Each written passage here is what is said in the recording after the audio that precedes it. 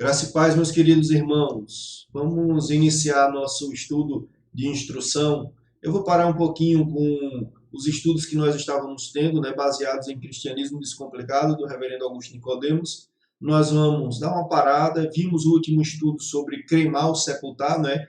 Esse de hoje, se nós tivéssemos dado continuidade, seria o último estudo daquilo que nós nos propomos, né? Para quem tem o material, sabe do que eu estou dizendo. Seria sobre doação de órgãos, mas tendo em vista isso que nós estamos vivendo nesse momento, eu vou dar uma parada com o cristianismo descomplicado e a gente vai ver um estudo, começar um estudo em 4 partes, falando sobre a questão da luta espiritual, que todos nós travamos. Boa parte do que nós vamos conversar já sabemos, mas como nós precisamos ser alertados, né? Todos os dias, que nós não estamos vivendo num playground, nós não estamos em shopping. Nossa vida, na verdade, é uma batalha. A gente está em guerra. Isso é importante que a gente perceba todos os dias. Então, vamos lá ao nosso estudo. Esse estudo ele é fundamentado, ele é baseado numa apostila do reverendo Misael Batista do Nascimento, um nome já bem conhecido no meio presbiteriano. E ele tem um material muito bom, e é onde eu me fundamentei para esses estudos que nós vamos ter aqui, tá certo? Então vamos lá ao estudo e que Deus nos abençoe. Veja, luta espiritual, o que é que nós vamos estudar? Nossos 3 grandes inimigos, o mundo, o diabo e a nossa carne. Isso aí já é bem conhecido de todos nós. Texto base para o estudo de hoje, não é? Revesti-vos de toda a armadura de Deus, para poderdes ficar firmes contra as ciladas do diabo. Porque a nossa luta não é contra a carne e o sangue, e sim contra os principados e potestades, contra os dominadores deste mundo tenebroso, contra as forças espirituais do mal nas regiões celestes. O texto enfatiza, o texto de Paulo aos Efésios enfatiza muito o inimigo em parte, que aqui é a questão do diabo, de Satanás. Mas o texto vale, na verdade, para todos os nossos inimigos. Precisamos nos revestir da armadura de Deus para a gente poder ficar firme contra as ciladas do diabo, que se utiliza do mundo, e se fundamenta na nossa carne.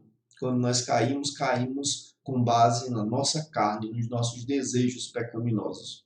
Mas esse texto fala isso, sobre a importância da gente se revestir de toda a armadura de Deus, porque nós estamos em guerra, certo? Estamos em guerra. Daí a importância da armadura do soldado, certo?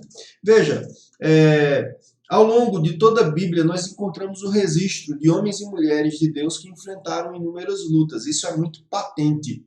Quando você lê as Escrituras, você percebe os personagens bíblicos, eles travando lutas tremendas, tenha sido com sua própria carne, tenha sido com o mundo, tenha sido com o inimigo, tenha sido com os 3 juntos. Mas nós percebemos isso, Ao longo de toda a Bíblia, homens e mulheres de Deus enfrentaram lutas. Veja, pessoas que enfrentaram as pressões da cultura, como a gente tem Daniel, os amigos de Daniel, os valores do mundo, as investidas do diabo, como foi Pedro, como foi o próprio Senhor Jesus Cristo, e os desejos da nossa própria carne, como, por exemplo, foi o caso de Davi. Então, pessoas enfrentaram pressões, sejam da cultura, do mundo, as investidas do diabo, da própria carne. Isso é muito, muito presente nas Escrituras, quando nós estudamos os personagens bíblicos.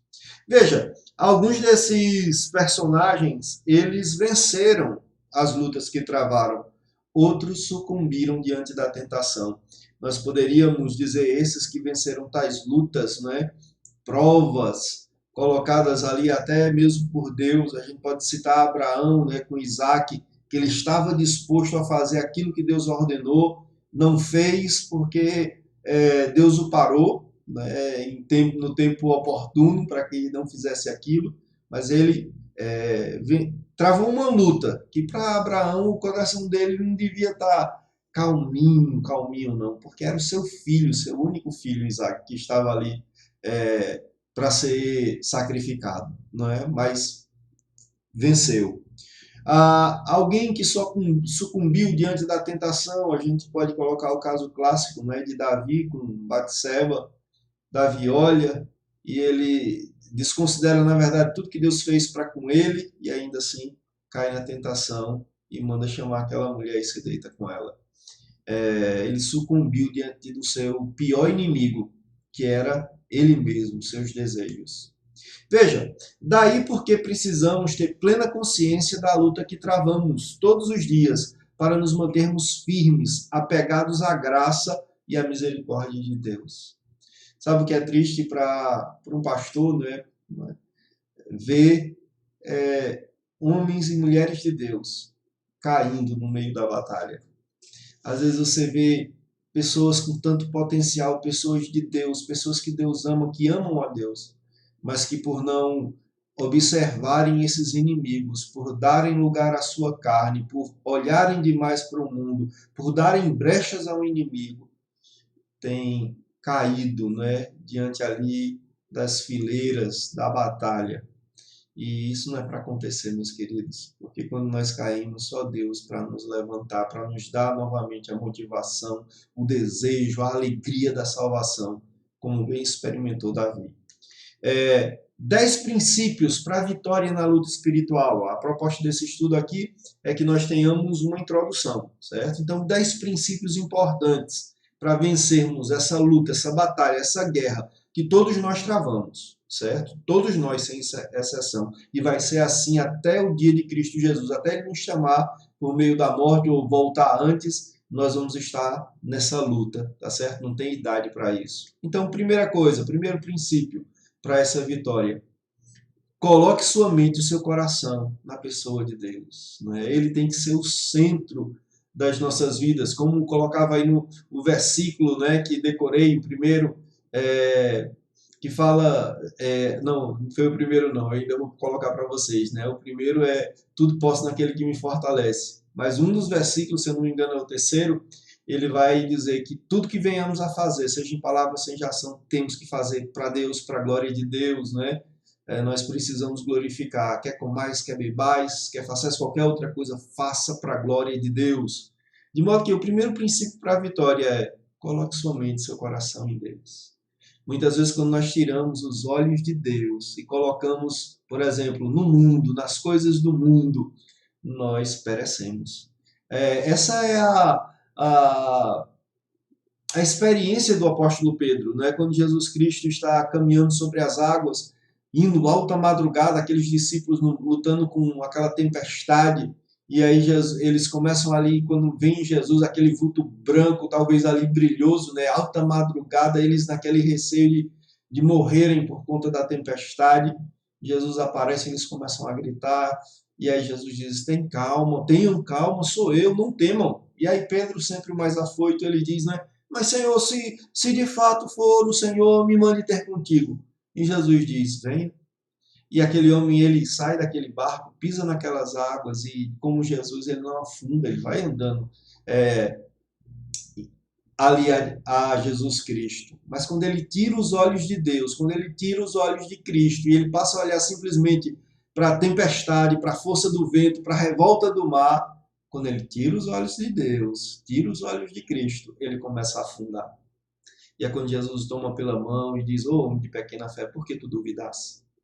Isso acontece conosco, meus queridos, quando nós tiramos os olhos de Cristo. Eu não sei se você já teve aquela sensação de querer puxar os cabelos, correr ali. Veja que, em grande parte, é porque nós tiramos os olhos do Senhor. Nós perdemos o foco. E aí, por conta disso, nós começamos a submergir. Por isso, primeiro princípio para a vitória na batalha espiritual, coloque sua mente e seu coração na pessoa de Deus. Segundo, conscientize-se de que você está participando de uma guerra. Você já imaginou você entrar num ringue contra um pugilista experiente, por exemplo, pegar um ícone do passado, o Mike Tyson, conhecido pela sua agressividade, geralmente derrubava os seus adversários no primeiro round dado, quando tocava o sino ele corria já para cima e de uma maneira muito assim agressiva ele já começava aquela disputa. Geralmente ganhava no primeiro assalto, no primeiro round. Já imaginou você lutando com alguém desse porte, um inimigo que vai para cima, você com a guarda baixa? Meu amigo, você vai levar um debaixo do queixo que você só vai acordar no outro dia, um game over. De modo que para vencermos essa batalha, você precisa ter consciência de que você está numa batalha, você está numa guerra, né? E é uma guerra contra três inimigos potentíssimos, certo? Nossa carne, o mundo e o diabo. Se você não tiver essa consciência, pensar que está passeando no shopping, você está à beira da queda, certo? Então, conscientize de que você está participando de uma guerra.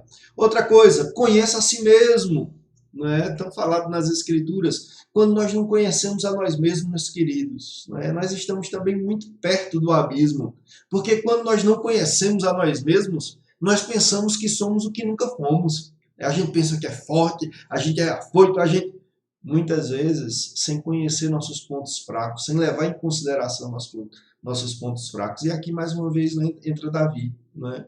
Ele olha para aquela mulher e cobiça aquela mulher, e depois deseja aquela mulher e manda chamar aquela mulher. Precisamos conhecer nosso coração pecador, saber quais são os nossos pontos fortes, quais são os nossos pontos fracos, qual é o nosso calcanhar de Aquiles, porque quando vier a tentação, seja do inimigo, seja do mundo, seja da nossa própria carne, vai vir naquele ponto onde somos mais fracos. Conheça a si mesmo, certo? É o princípio que nós temos aí para vencermos a luta espiritual. Quarto, reconheça as terríveis consequências do pecado. Meus queridos irmãos, quando nós caímos, só Deus para nos levantar. Quando um pecado muitas vezes se torna público, não é? Quando vem as consequências do pecado sobre nossas vidas, sobre nossas almas, sobre as circunstâncias, sobre nossa família. Meus queridos, que coisa terrível. Então, só as consequências já deveria gerar no nosso coração temor, certo? E precisa gerar temor. Porque pecado, como já foi dito antes, ele não fica sem o devido castigo, né, da parte do Senhor. Deus perdoa? Claro que sim, mas as consequências do pecado são pedagógicas, muitas vezes para as nossas vidas. Reconheça, né, as terríveis consequências do pecado. Quinto, disponha-se a matar o pecado, a lutar contra ele. Né? A Bíblia fala sobre a gente se revestir do velho homem, não é? Deixar para trás o velho, é mortificar a carne, é mortificar o pecado, é uma luta, não é? Jesus, ele diz, tem um texto que às vezes é mal interpretado e é difícil, né?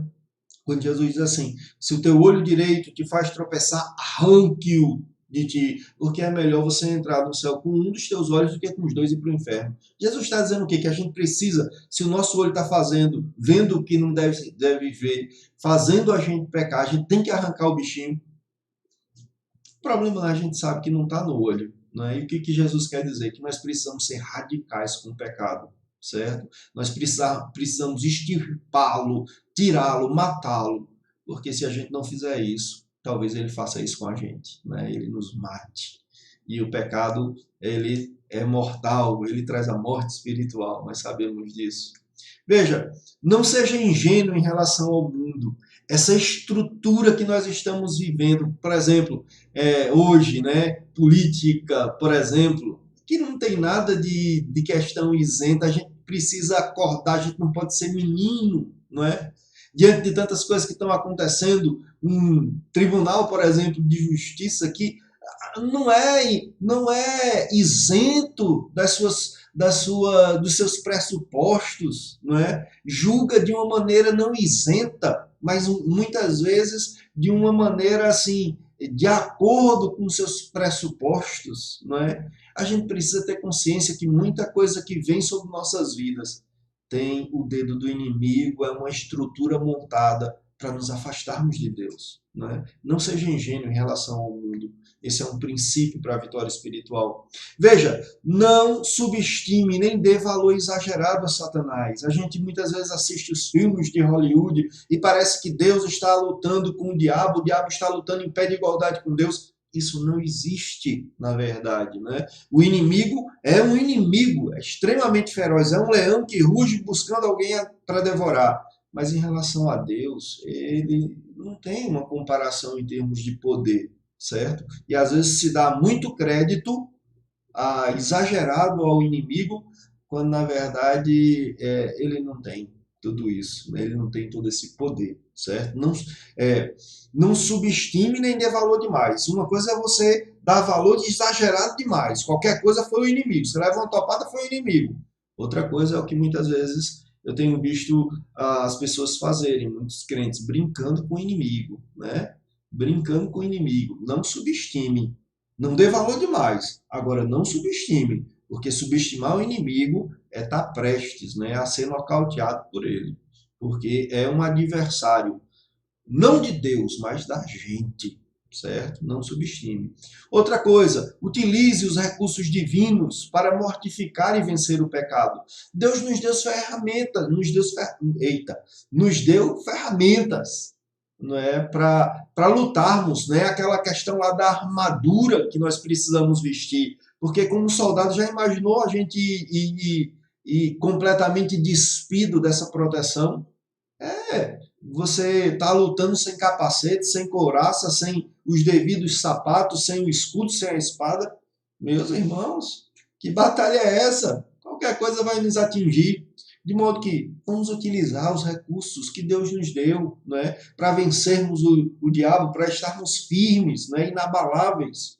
E aí é a questão da palavra, é a questão da oração, dos meios de graça, o batismo, o sacramento da ceia, né? Precisamos fazer uso disso porque vai nos fortalecer, certo? Nessa batalha contra nós mesmos, contra aquilo que está dentro de nós. Em nono lugar, desfrute da graça, dependa do Espírito Santo. Reconheça que nós somos, ou que você é, um prato de papa. Não é? Você não é essa pessoa tão forte como você acha que é. Porque, na verdade, todos nós somos fracos, porque somos pecadores. E a gente precisa reconhecer isso. Precisamos desfrutar da graça, precisamos depender do Espírito Santo. Se estamos de pé, é porque Deus tem nos sustentado. Vamos confiar, vamos depender, vamos nos apegar a isso. Sou fraco, mas Deus é forte, o Espírito Santo é forte. Não é? Desfrute da graça, dependendo do Espírito. Em último lugar, observe as orações da Bíblia para a sua vida. Veja o que Deus quer, e aí a importância, não é, de você ler, de você estudar, porque na medida que você conhece a palavra do Senhor, as orientações que ela traz para a sua vida em relação a tantas coisas, em relação ao pecado, não é, você vai estar se preparando, talvez não totalmente preparado, mas se preparando todos os dias para essa batalha, tá certo? Observe as orientações da Bíblia para a sua vida. Veja, compreendendo a luta, a gente até já falou um pouquinho sobre isso. Tendo em vista que o tema da luta espiritual tem sido extensamente explorado pelo cristianismo neopentecostal, né, nossos irmãos neopentecostais, e pelos filmes americanos, alguns conceitos são de extrema importância que nós venhamos a compreender, né, para a gente não distorcer essa questão da luta. E que princípios são esses? Veja, primeiro, a luta ou batalha espiritual não apresenta um universo dividido sob dois seres de forças semelhantes, como a gente vê nos filmes de Hollywood, né? Deus lutando contra o inimigo, o inimigo lutando contra Deus como se fossem de forças iguais. Que é isso? Não tem nada mais distante das Escrituras. O inimigo é o inimigo, Deus é Deus, Deus está acima dele, né? A gente não pode nem fazer alguma comparação, porque é completamente distante, distinto, não é? De Deus, não existe nada próximo. Né? Ali a pessoa do Pai, do Filho e do Espírito Santo, todo o restante é criatura. Né? Então, diferente dos filmes de Hollywood, o diabo, ele não está lutando em pé de igualdade com Deus, de maneira nenhuma, porque Deus é soberano. Não é? Outra coisa, conceito de luta espiritual apresenta, ali Deus com a letra minúscula, como criador e governador do universo. Deus é o governador, ele é o criador e ele é o governador de todo o universo, certo? Veja, a Escritura enfatiza a luta espiritual, mas não nos orienta para uma neurose ou obsessão em relação ao diabo. Isso aconteceu muito no passado, não é? Quando estava em voga, em alta, a questão da batalha, da luta espiritual, e aí se via o inimigo em tudo que era canto. Em todas as coisas que aconteciam, não foi o inimigo, o inimigo, o inimigo. Opa, a Bíblia diz que nós devemos ter cuidado. Mas entre cuidado e uma obsessão, uma neurose, é uma coisa completamente diferente, tá certo? E esse conceito é importantíssimo para as nossas vidas e para a vida, para a batalha espiritual que nós travamos, não é? Importantíssimo termos o conceito certo de Deus e também do inimigo. Meus queridos irmãos, nós encerramos aqui. A proposta era ser só uma introdução e nós damos continuidade na próxima quarta-feira. Teremos mais 3 encontros, onde iremos tratar do mundo, do diabo e da nossa própria carne, certo? Não necessariamente nessa ordem, parece que vamos começar com a carne, para depois ver o mundo e por último o diabo. Deus abençoe a todos e que o Senhor Deus nos fortaleça para que possamos estar firmes contra as ciladas do inimigo. Que Deus abençoe a todos.